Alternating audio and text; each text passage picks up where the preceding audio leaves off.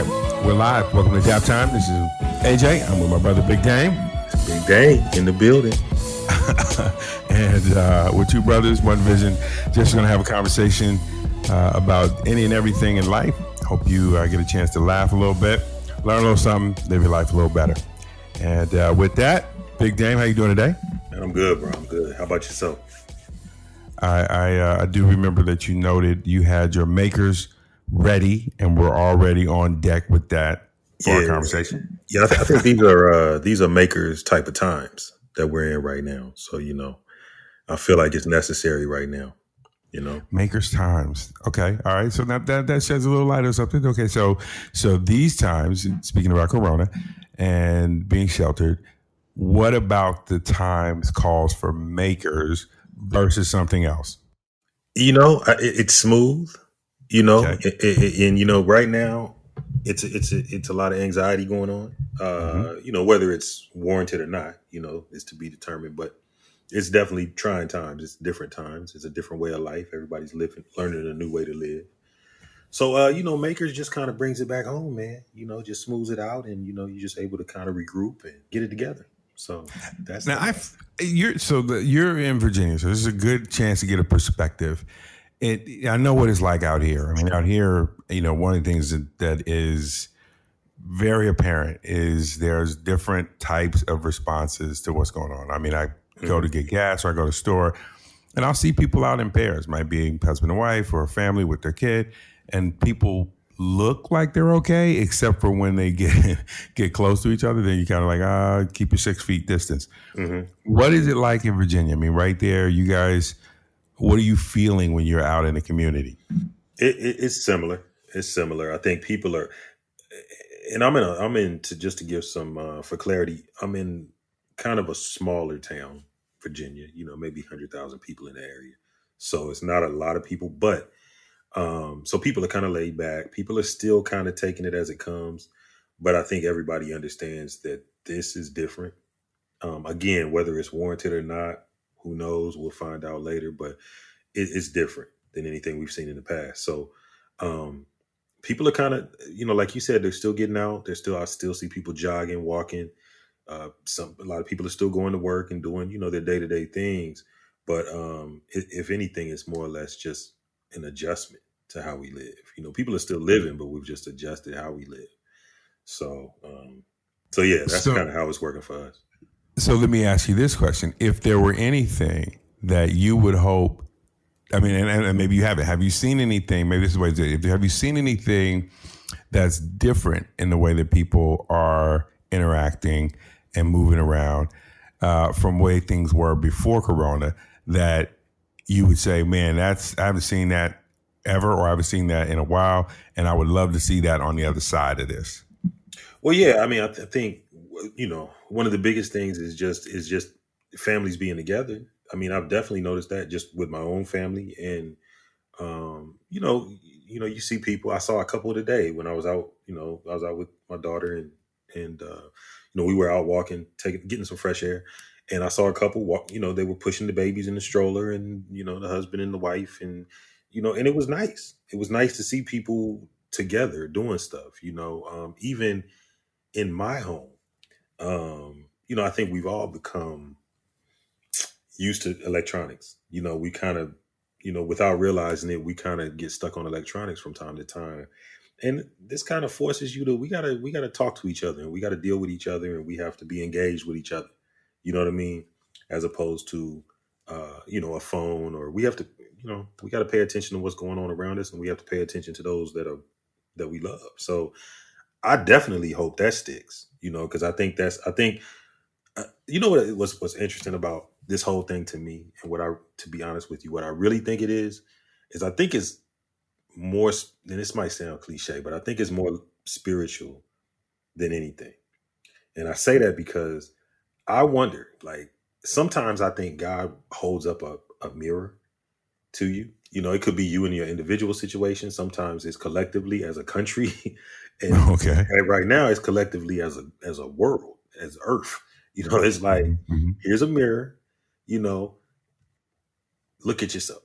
You know what I mean? And so where we're at right now, we're forced to to deal with ourselves. This thing is forcing us to live differently. So we can't give up. We still have to live. We still have to move around. We still have to do what we have to do, but we have to do it differently. We have to adjust, and we have to maintain, with each other. So I just think, I think it's interesting what's going on, and I think it's going to make us better personally in the long run if we let it. I think you're right. I mean, that is the one constant. I mean, even though I'm here in the Bay Area, I talk to people in different parts of the country, and that's the one common thing. People talked about either time with their family or seeing families together or seeing couples together and just kind of wanting to see that kind of carry over. So, if it is God holding up a mirror, he cleaned that joker before he held it up. For sure. For sure. You are not missing a speck right now. And he's reminding everybody to keep their hands clean while they're looking in the mirror because there's a whole bunch of sanitizer. Want to throw something out at you because I'm interested in this, right? So sports, it's fascinating to me that, we can't watch. There's nothing happening that's current, right? So you get all this throwback stuff. The only thing that's current are the deals that's being made. Okay, so Terry Bradshaw, news today, is Terry Bradshaw made a statement that Tom Brady is letting his ego drive the decision to go to Tampa Bay, and kind of, the tone of it is that it's negative. So part one of this is, what do you make of the Tom Brady move to Tampa Bay? Well, Tom's getting what? How much money did he sign for? 25, 30? I think so. 25 per. For a year, right? I think so. What's the best deal he got in New England? It wasn't 25. I think it was like 17. Yeah, I mean, right? He was always signing he was always the team guy. He always took less money. So that they could, what's crazy about that? He would always take less money so they could sign other pieces. And I don't think they ever signed the other pieces. You know what I mean? He never had anybody to throw to, other than his earlier years. They really didn't put a lot around him, for him to take the less, the smaller contract like he did. So, and he won them 6 Super Bowls, man. I mean, they did a lot of work together. Personally, the Tampa Bay contract, the man is 43 years old. He's been in the league 20 years. Man, get your mail. Get all of it. You know what I mean? Right. And if that's, if you're happy, I mean, who even cares about a Super Bowl at this point? If you're happy with the situation, somewhere where you can go and play the game and enjoy it and have fun with it, and you can, that's the biggest contract you could get, by all means, more power to him. That's how I feel. Okay. So I think that's interesting because I can throw another superstar at you, multiple rings, different sport. Okay. Tim Duncan gave the hometown discount all the way through his contracts. Every last one of them, even the last one. I think he might have got a good one in the end, but even there, he didn't bank them like he could have banked them. Yeah, but now, and I'm not sure on this, so I'd have to do my research, but I know historically the NBA has been a little better contract-wise than the NFL as far as guaranteed money and things of that nature. Hasn't always been like that. So again, I'm not sure if Tim Duncan fell under that umbrella, but that could be one reason. Maybe he was getting the guaranteed money he liked. The other thing about that is I don't have a problem with doing that if that's what you want to do. I just feel like, at 43 years old with 20 years in the game as a football player, especially because Lord knows the toll that takes on your body. If you choose to 1 year say, you know what, they're not bringing me back. You know what I mean? New England wasn't bringing him back unless he took like insulting money. So, why not? Why not?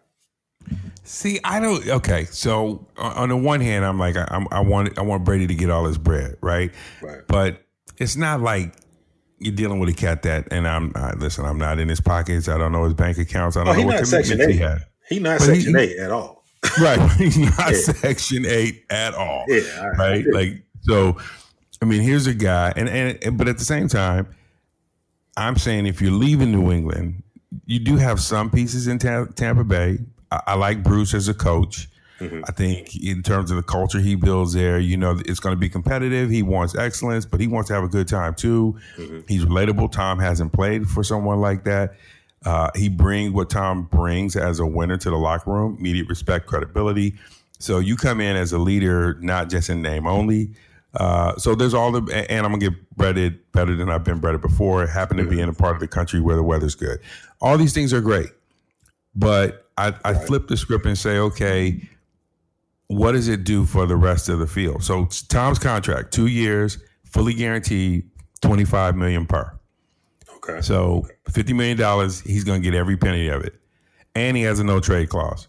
So it's not like they can be bitter after a year and sit him down for a Bubby Brister. And, all of a sudden, he's going to be good. So he's solid with his bread. But what does that do for the, like, I guess part of what I'm getting at is there an expectation if Tom were, one of us, Hmm. Hmm. right? And if Tom is Warren Moon, and Warren Moon done won you 6 rings, and it's the end of his career, he's not going to retire. He want to go play somewhere else and get some money. Is the conversation and the acceptance the same?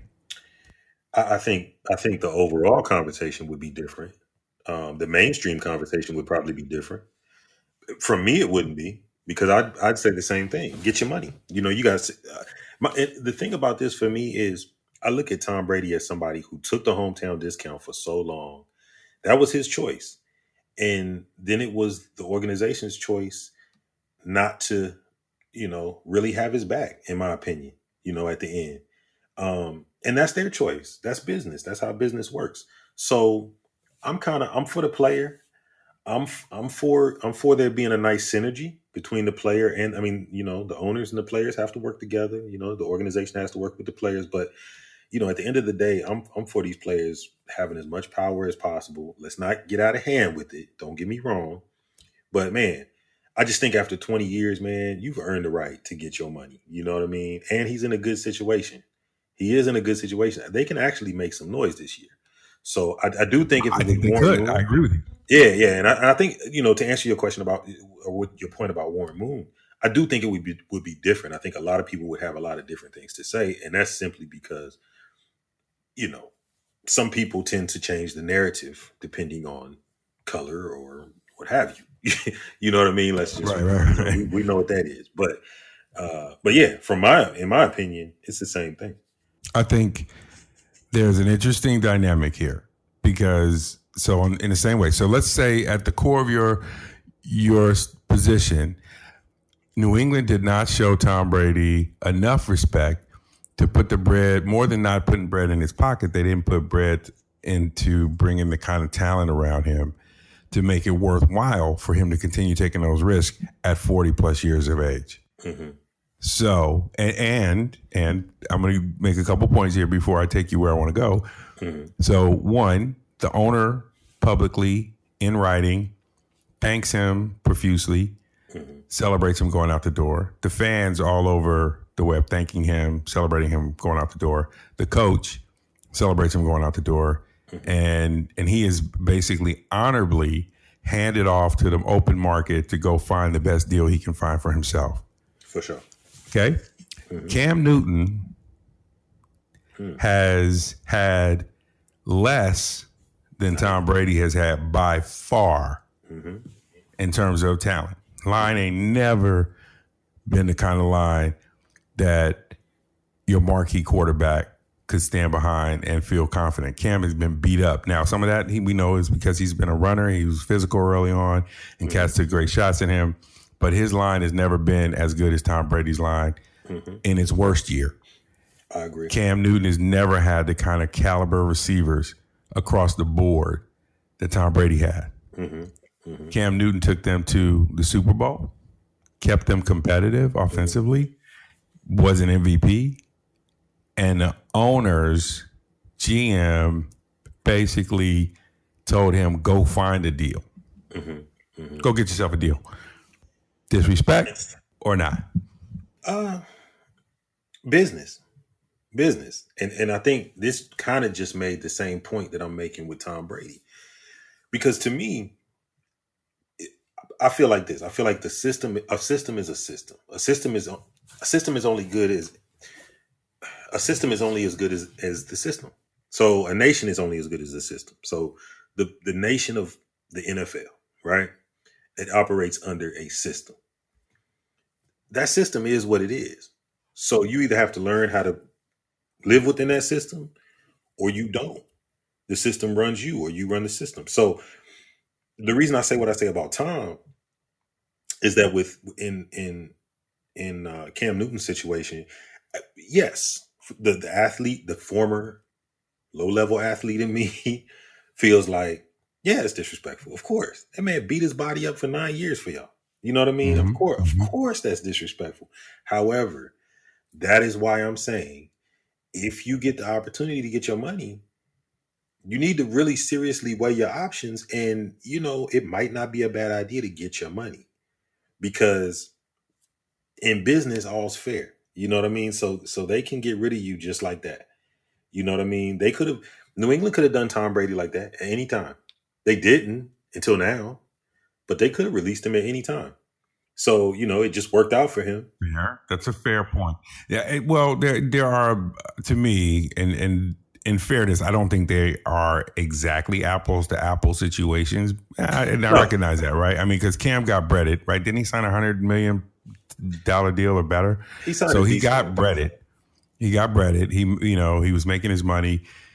Tom Brady's going to give you the look and the feel of football is first all the time. Mm-hmm. During the season, he's going to do his commercials, he's going to get his endorsements, but at the end of the day, he's going to get in front of the microphone, and you got the look and the feel of a guy that, hey, I'm here to do a job. We're about winning. That's what it is. Mm-hmm. You're not going to get nothing else, right? Cam is going to put some extra on that, let's call it, all the time. So when he steps in front of the camera, he's going to create. And I'm not saying it's right or wrong. I've got no judgment on it. But the sheer nature of Cam's interest off the field and his personality creates, for some, a barrier that makes relating to him, even though he may be saying a lot of the same things, relating to him differently. Mm-hmm. And so you're like, is this dude getting ready for a runway show? Or Right. is this cat, starting a new look? Is he about a movement? What are we dealing with here? And so I think that it's not necessary. I think it's not an apples to apples situation when you look at their run. But that said, I think going out the door, you kind of look at, man, Cam is saying, I didn't ask for this. I didn't ask to have to go find another deal. And Right. I'm checking the fact that nobody's checking for Cam. Yeah. Yeah. You don't hear whispers of people checking for him, right? Yeah. And it's like, wait, the dude is still 6'6", 6'7", 6'8"? You know what's With a interesting about cannon? that? I think Cam has more football left in him than Tom Brady does. Exactly. And he's But not going to get a 2-year, $50 million deal, exactly. fully guaranteed. Exactly. Yeah. He's I not agree. even going to get Kirk Cousins' deal, $85 million, fully guaranteed. He won't get a Tannehill deal. Now look, Ooh. go figure that. Ooh. Tannehill snuck up on $65 million real quick in about 8 games. Yeah. So, That's what I'm saying, man. Like I get your point. Like the football game, and it's funny because when you think about our communities, growing up, man, Pop Warner, you want to get little Johnny out there playing football. He's gonna be the ticket that way, or whatever sport, right? But the NFL is not necessarily set up to be that for us. well, it's interesting that you say that, because Lil Johnny, you want to get Lil Johnny. Now, in our communities, Lil Johnny is different than Lil Johnny in their communities. In our community, Lil Johnny's playing for something more than just the love of the game. You know what I mean? Right. He's playing from a different place. You know what I mean? And Mm-hmm. so that's what you're seeing a lot of times. You're seeing these guys who have literally been gladiators all their life, literally. You know what I mean? Mm-hmm. And that's taking nothing away from anybody from different communities. I'm just saying, And so then when you take a guy who's had the luxury of just really just being gifted and then being able to just flourish in the love of the game, and he's really been taught seasoning, to how to talk, what to say, how to play the game. You know what I mean? How to do business, how to be about your business. We'll play the slow game now and we'll get it later. That all of that type of stuff. Our little Johnnies aren't really taught that on a wide scale. So when we get there, we're like, man, I'll take less money. Just let me get out there and show them I know what, because it's about my pride. My pride is at a premium for me. And when you get to that level in the game, it's not about your pride anymore. You know what I mean? I used to work for a car dealer, and he would say all the time, he played ball. He played ball in the league. And he would say, when it comes to making these deals, take your pride and put it in the back pocket and do what you need to do, because you can't spend your pride. And no, you can't. and I kind of feeling, because when it comes to business, that's not a pride comes before the fall. You know what I mean? The Bible says, and in business, that's true, because if you make a prideful decision, that could set you up for a big loss later in life. And I just think we need to focus more on, and again, that's why I say, get your money. I'm not mad at Tom Brady at all. I wish that when when Cam had the chance to get his $100 million deal, hopefully he got as much as he could out of it. I think he did at the time. But I'm for everybody getting as much as they can, because I know the system is flawed. The system is flawed. Anytime you'll let women abusers and drug addicts and all run rampant, and then you kick a guy out for kneeling, I mean, that tells you all you need to know. Absolutely. Now that's a touchy subject for me, because I think there's a combo plate of things going wrong with the cap situation that bother me. I agree. And here's the way I'll say it. I think there's enough. There's wrong on both sides. I certainly think there's wrong on more wrong on the league's side for sure, right? Because there's no reason to come out and take a stand, take a man's job, kill his ability to go out and earn, or make it harder for him to go and earn doing what he wants to do. But I also see execution issues with how he's kept his cause alive and opportunities that may have been missed. Now, I'm not behind closed doors with his people. I haven't talked to his people, and I'm all for the movement. But I see execution problems. And that's my thing. Like, and I mean, some people might say, well, hey man, we should be able to say what we want to say. It should be unfiltered. Yeah, I know that. But if the sign says no shirt, no shoes, no service, walk in there barefoot and topless, right, and see what happens. Right. You know what I'm saying? Right. You get no service. Right. So, and if it works for something that simple, when I look at the picture, one of my favorite pictures of all time is of Jim Brown. It's Bill Russell, Muhammad Ali, a bunch of other prominent African-American athletes coming together to stand up for what was right and equality, right? They were taking a stand to say, hey, look, injustice against African-Americans is wrong. Not only is it wrong, but we're tired of it. Not only are we tired of it, we're about to do something about it. Right. But look at the picture, bro. They're not there in khakis and tank tops. Yeah. They're all suited and booted. They knew. They said, when we come, we want to be respected. We want to be heard. We want to be acknowledged. They were all professionals. They all had bread. They could have went there and anything they wanted to. Bill Russell could have showed up in the Celtics jersey right out of practice. Exactly. But he didn't. You know what I mean? And sometimes I think we're so interested in making the point that we have the right to say and do whatever we want to say and do, because that's a human right, that we want to throw that in people's face, and it gets in the way of the message. Right. You dig what I'm saying? No, I agree wholeheartedly. I'm one of those people. I'm not of the ilk that just because his cap is right.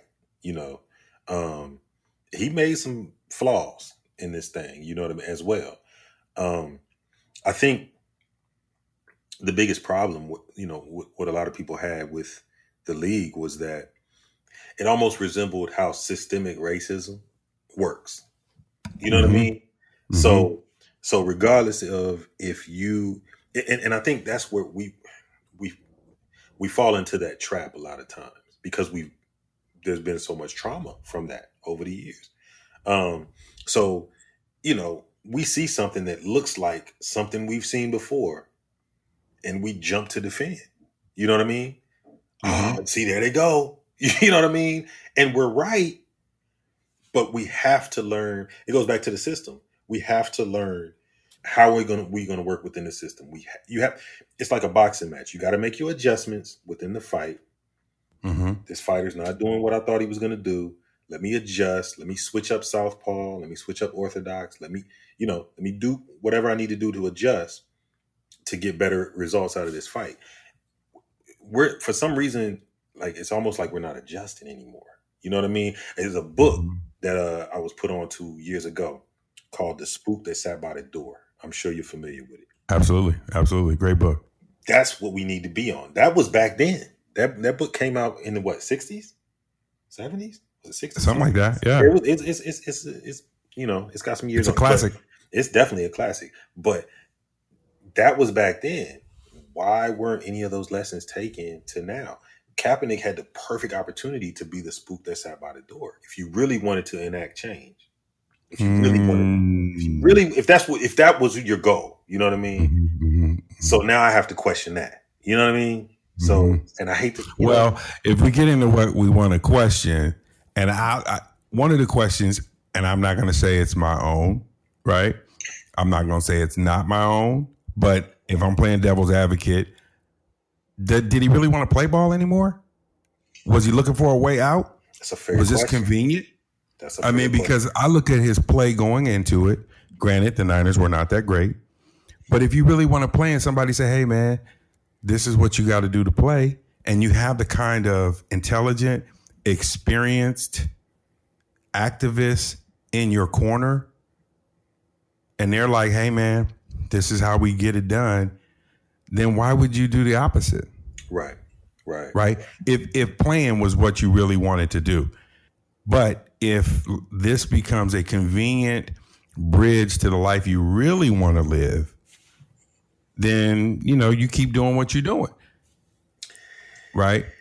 Yeah. You buck the system until the system says we didn't have enough of you, and then you become a victim. Not saying that's what he did, but I think the case could be made. Somebody could easily argue that point that, hey, it really wasn't about ball anymore for him. He had done all the ball he really wanted to play. The platform gave him a chance to go out and stand on what he believes in, which is to become an activist for social good. And that's what was, well, then, hey, take your bread and go do that wholeheartedly. Right. You know what I'm saying? But don't Right. keep this victim story alive, not in the way that it has been, right? Because what the league did is wrong. I'm not even saying that's not the case. Right. But stop being the victim. Like, take your power, man. You got your power. Yeah. I think I agree with everything you just said. And I think one of the things is I think I don't know. I don't know if he still wanted to play or not.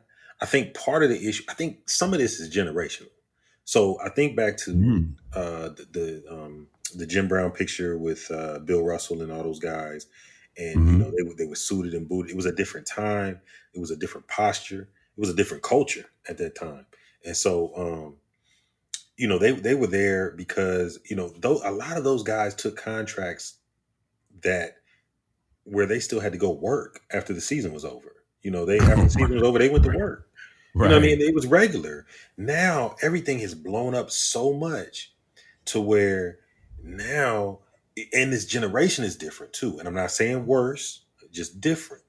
But if I'm not getting my way, I have a means to handle this now. I have platforms. I don't have to go through system. I can go to any social media platform I want to. I can go have my voice be heard here, there, or anywhere else. I don't have to conform. You know what I mean? Mm-hmm. That's Mm-hmm. kind of like the feeling of this generation, these generations here lately.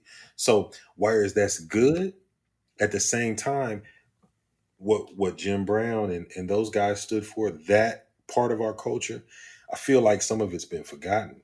You know what I mean? And Mm. there's that's the foundation. You know, you can't stand on them men's shoulders and not use anything that they, you know, any of their character, anything that they, you know, they used. So, you know, you can't stand on their shoulders and just say, look at me, you know, I want to be heard too, you know. And I'm not saying that's what Cap was doing, but it's just like there has to be, that generation was heavily principled, Principle. Yes. heavily I like that principled. word. Yep. You know what I mean? This generation, the principles are different. The principles are different, I have to say. So, Well, I you think know, what we celebrate definitely is different, right? Like, because then, you know, it was, you know, uh, how you kids? Well, you know, Betty went to Morehouse, and Betty went to Spelman. You know, Donnie went to Morehouse. They both graduate next spring. They doing well, right? That was like you didn't made it, right? Go to right, college, get an education, go get a job. Didn't matter what job you got. You know, right, you've checked the boxes. Now, getting to getting economic empowerment and freedom seems to be the win. right, So, you know, hey, Ray Ray is he dropping another single next week. He got 300,000 followers on YouTube. They talking about maybe signing him to a record deal. right, You know what I'm saying? right. That, But it, and I'm not saying they're all that way, but I just think that, to your point, that it's not that the principles don't exist. It's just that the principles now compete with so many other factors.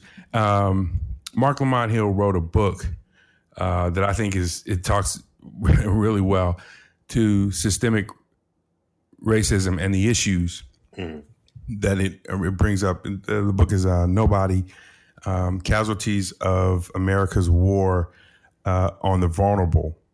And mhm, he lays the groundwork for everything from the civil engineering behind the design of cities. And he does this really heavily with Ferguson, and looking at how it was set up basically to create a segregated community.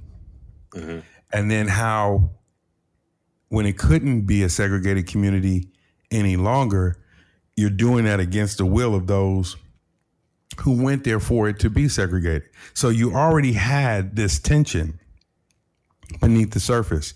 And I think when you look at what we've got socially, there are people not pleased with an 18-year-old kid, young black male, who has put in hours after hour after hour after hour for years being drug around by his parents or his guardian to mhm. cities and tournaments on the weekend to play, and got the hopes of his family on his back at Right, 11. right, At right, 11, your father got a full-time job, maybe in the right, home, maybe not. right. Maybe the only time you see Pop is At the when he come game. by to pick you up to run some drills with you at Right, 6 or 7 o'clock at night, or show up at your game, right, right? Mom's is grinding. You got siblings. You know, I mean, that's weight mhm, on your back. So the principle to get economic empowerment overtakes, and you need to go get that education. You need to be in that class. Get them books. What you need to understand more than that is, when you get this money, what to do with it. mhm, mhm. You know what I'm saying? Don't make a fool of us in front of the camera. And that's the principle that I'm talking about. Because Mm-hmm. even back then, there were still people talking about. It was still a principle to get money. You know, Mm-hmm. to try to, you know, to make a way out of no way. You know that, you know, we, if anybody survived, it's us. You know what I mean? Back in them days. So Right. definitely that. But it's deeper than that. There was a level of, like you said, don't make us look like a fool. You know what I mean? Mm-hmm. You know, Mm-hmm. and we all understand nobody's perfect. So I'm not saying everybody's is perfect in every, you know, all their ways, but some of this stuff now, so some of this stuff that's okay. You know, yeah. Mm-hmm. I mean, you said Ray Ray got a single coming out and he got 300,000 followers, but have you listened to the single? Have you Right. heard what Right. Ray Ray is talking about at 14 years old? You know what I mean? You know how many, you know how much banging Ray Ray is doing at 14? Right. and how much he's smoking it for. So it's like, man, what are we really doing? And so I expect Ray to do that. I expect him to Right. talk about that and do that. But where y'all at? Where's his mama and his daddy and his auntie and his uncles and his grandparents? Where is anybody that can say, Ray, you should be embarrassed. In my opinion, you should be a little bit embarrassed at 12, 13, 14 years old to say certain things around certain people. I'm sorry. You That's would just you how would you would you would think so, but that's how I was then raised, you know. it was see that's the thing. I think there's I saw a really great YouTube on Jeezy. He does an interview with Charlamagne the God. I When saw that. Jeezy's Was that talking good? about it, man, that was dope. Was it? It was Okay, dope yeah. I'm gonna have to check because it he out. goes back to where he's from, and you kind of get the groundwork laid. And one of the stories he told that I thought was profound Mm-hmm. was, he was doing his thing. He served his uncles a couple of weeks earlier, Mm-hmm. and it was all good. Mm-hmm. They come back 2 weeks later, and they rob his spot. His uncle and them did. His uncle and them, and he Okay. said he had to go to his aunt's house, find him, and he had to beat him down right there in front of the house. Mm. Now, that's that was his situation. Mm-hmm. So you're born into the game. Mm-hmm. The family's like, hey, he ain't gonna go ball. Right. He ain't going to Wharton Right. or Harvard. Right. He ain't even going to Morehouse. Right. We right here in Atlanta. He ain't going to Morehouse or Clark. Right. He ain't gonna accept a job at the plant. You know what I'm saying?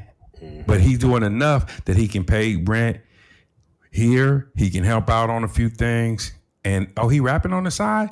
Man, he might make it. Right? So he's climbing out. So I think there's a lot of pieces to the story. For sure. And I think all too often we all get painted with one broad brushstroke. That's a white dude. Or that's a Chinese person, or that's a brother, right? The most detailed or thorough we might get in a description is where they're from, right? There's a white dude from Chicago, that's a brother from Atlanta, right? But in terms of really, who are you as a person? What values are you standing on? So that we can find the common ground. I think that's where we miss. And so because we struggle in those misses and we're comfortable with the broader generalizations, we either heap expectation on each other unfairly, or we unfairly draw conclusions that keep us separate. Yeah, I tend to agree. And I think it comes down to character. You know what I mean? And I think that that's one of the biggest things. It's crazy. It's almost like it was hidden right before our eyes. Because you look at a cartoon character, and that's a character on TV. You look at or any character, not just a cartoon character, but it could be a character playing a role on TV. You look at them, everything that they do, all that, you look at Steve Urkel, all of his, crazy movements and everything he does, that's him, but that's his character. You know what I mean? So when you talk about character in a person, all of those movements, all of those crazy things that you think and say and do, and what binds you and what principles you, it's inside you, and that's your character. So that's how you express. That's how you react. You know what I mean? And sometimes I think we don't feed enough into that. You know what I mean? So as long as you can run, as long as you can do this and do that and pass and kick and tackle and all these things, that's great. And I feel like those are gifts as well. I think like a lot of times people look at athletes and they say, oh, well, just so he can run a football. You can't do it. That's a gift. You know what I mean? Everybody can't do that. That's a gift. Right. I don't have no problem with an athlete using their gift, but you also have a mind. Use that too. You know what I mean? And so somebody needs to be there to balance you out and say that. You know what I mean? Use it to the best of your ability. You know what I mean? And so I think that's what we're missing. We're missing balance in our communities. You know what I mean? We're going for the bag. We're not going for the righteousness. We're just going for the bag. Right. And when you go for the bag and there's no righteousness on the other side, man, you can get yourself in a world of trouble, boy. You know what I You mean? can, which is why I would say one of the things I am excited about spotlighting, and especially as we go forward, are up and coming businesses that do and ventures that do that. I talked to these young folk today. They young folk. I sound like I'm 100 years old. I talked to these dudes today. They just graduated last May, and they're working on an app that I think is amazing, and it is cause based. And one of the things that I was impacted by more than anything else, I talked to them. They did their pitch. They were like, "Yeah, this is what we're doing. Blah blah blah. We're looking for $1 million. Blah blah blah blah blah." And it's cool. I mean, $1 million, it gets them a good start. The business model is great. The cause is great. But when the call was over, and I looked at the dude's profile separately and looked at their history, man, that's where their hearts have been. They volunteered their time in these spaces. They've been doing things that are in and around this space. So I knew I wasn't being sold something that just sounded good. These are dudes who are really and truly committed. And I think I'm seeing more things like that where there are people concerned about making the world a better place. They understand the complexity of it maybe better than most. And they're trying to reach as many people as will listen with a message that says we don't have to be this separate and divided society that constantly gets stuck in our differences and the confusion that creates, but we can build bridges to better understand one another, better relate to one another, and build a better cohesive society. So there might be values that you're teaching in your house effectively. I mean, I'm at my house and my kids are running around when I'm talking about doing homework. I can't get them to sit down. At your house, for some reason, when you say, "Hey, it's homework time," there's order. I might be able to learn something from you. Right. If I'm willing to reach across the line and say, "Hey, man, I'm struggling with this. How are you getting that done?" Right? So anyway, I know we're coming up about 42 minutes of time. I think we had a good conversation. Is there anything, brother, you want to leave the people with before we close out today? Man. Y'all just stay, you know what? Stay loved up, stay safe, stay clean. Please stay clean. Please stay clean. Please do that. That's imperative. But stay loved up, man, more than anything, man. And I'll say this, man. You know, it's something that you know, when a lot of times when people run into tough situations, I know we run in. It's crazy right now. Everything going on outside and whatnot, you know. But you know. You can tend to focus all your time and energy on your problem, or you can focus your time and energy on the solution, you know. So I would say, you know, for me, my solution is you know, I believe in a higher power. I believe in the Most High. I believe in God. You know what I'm saying? So, you know, when it comes to a virus or anything that I'm financial, anything I'm going through, you know, I'm telling that problem how big God is. You know what I mean? I ain't telling God how big my problem is. You know what I'm saying? So right. I would say, you know, more than anything, man, you know, just let the love out your heart, man, and just let, you know, just be strong during this time, man, because it's different. It's different, but we're going to get through it, and we're going to be on the other side, and we'll still be here when you get there. So meet us there. Meet us there. Yeah. Last word, look in the mirror. That's your competition. Daptime. We out. Peace.